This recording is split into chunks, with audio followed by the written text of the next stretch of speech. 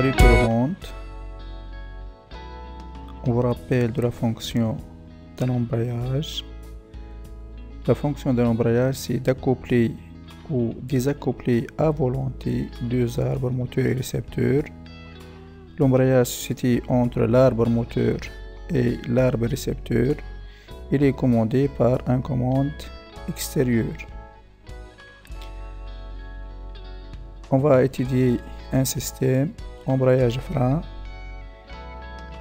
Ici, le système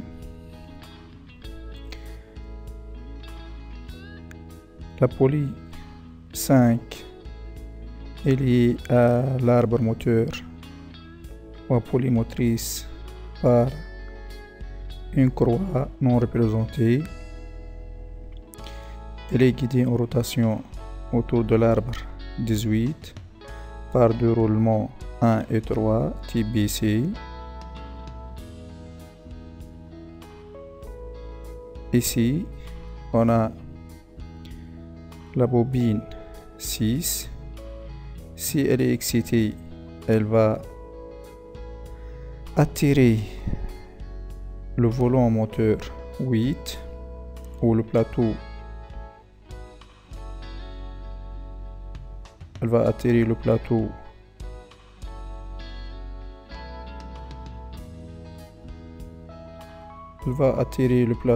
mobile 9.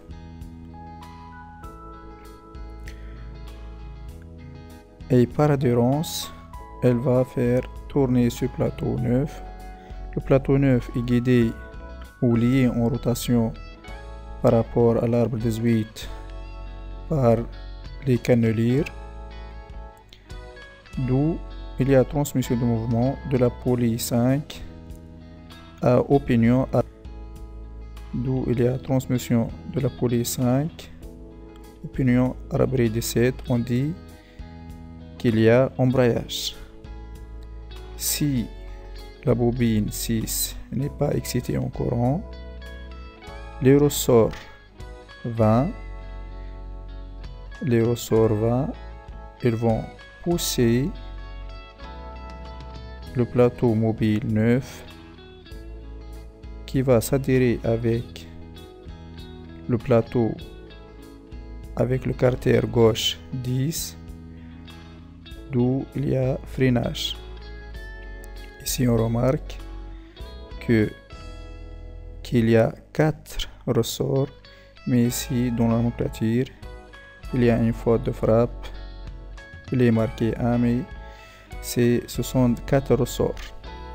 On va passer pour l'étude. Ici la description de l'embrayage. L'embrayage frein proposé par le 250 est destiné à accoupler la poulie motrice 5 avec le pignon récepteur de 7 et à permettre l'arrêt en rotation immédiat de ce dernier dès que l'accouplement est désactivé, c'est-à-dire dès qu'il y a coupure de courant. Travail demandé. En se référant au dessin d'ensemble, on va compléter par les repères des pièces constituant les classes d'équivalence A, B, C, D indiquées dans la suite.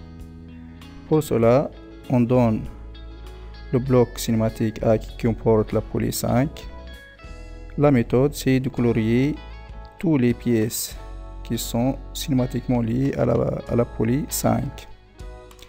Ici, je vais colorier juste les repères. La 5, 8, 4. Bague extérieure de 3, du roulement 3 et bague extérieure du roulement 1. Ainsi que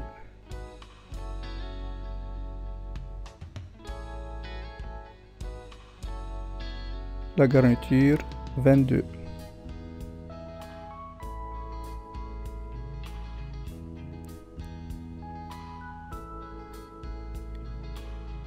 On plisse le carter 26. Ici A5, 4, 8, 22, 26. La bague extérieure de 3 et la bague extérieure de 1. Puis le bloc cinématique B 18.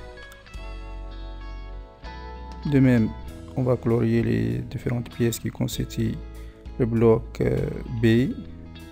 Ici, on a l'arbre 18, pignon 17, puis écrou en coche et rondelle frein, puis la pièce 23. Ici, la bague intérieure du roulement 16, bague droitoise 14 et bague intérieure du roulement 13.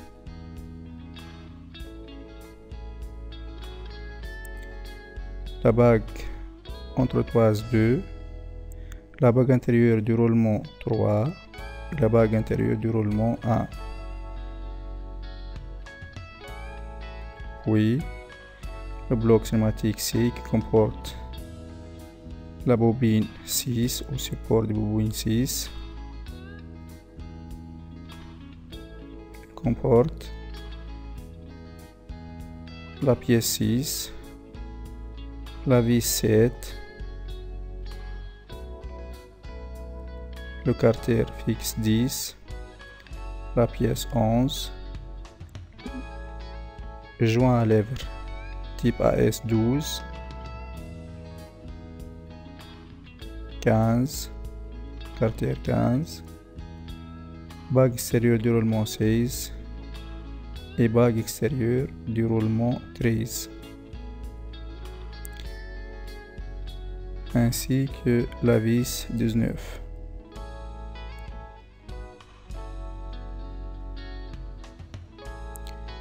Enfin, le bloc D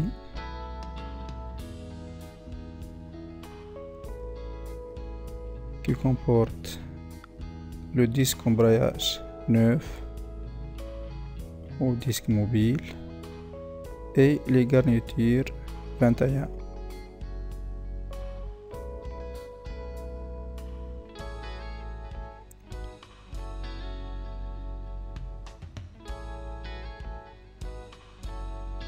Passons maintenant à compléter le schéma cinématique suivant. On voit bien le symbole du poulie 5. Ici le symbole du croix trapézoïdale. La poulie 5 est guidée en rotation par rapport au bloc B, par rapport à l'arbre 18. Puis le bloc D qui comporte le disque embrayage qui est guidé en translation. Ensuite, le groupe D qui comporte le disque embrayage 9 qui est guidé en translation par les cannelures. Et enfin, l'arbre 18 qui est guidé en rotation.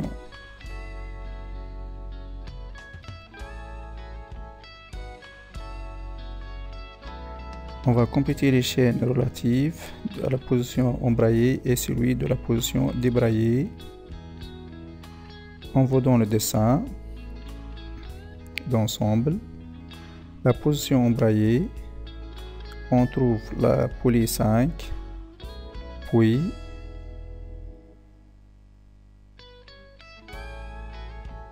le plateau fixe 8 qui va s'adhérer avec le disque embrayage 9 qui est en liaison avec l'arbre 18 par les cannelures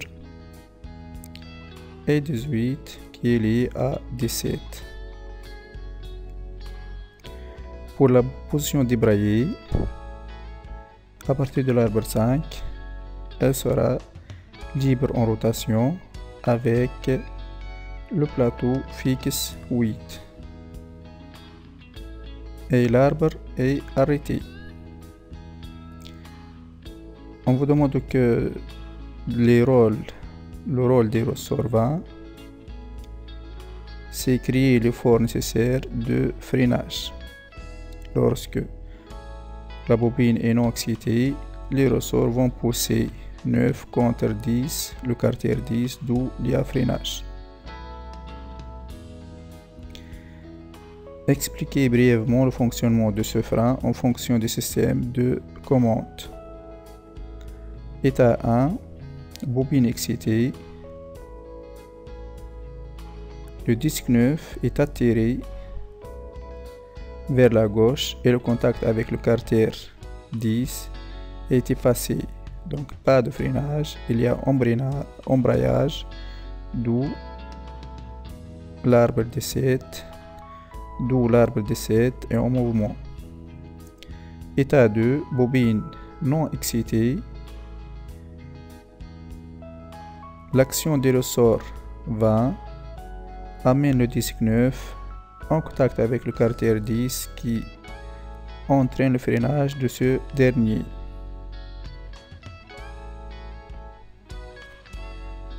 Dans les calculs qui vont suivre, nous allons admettre les hypothèses suivantes.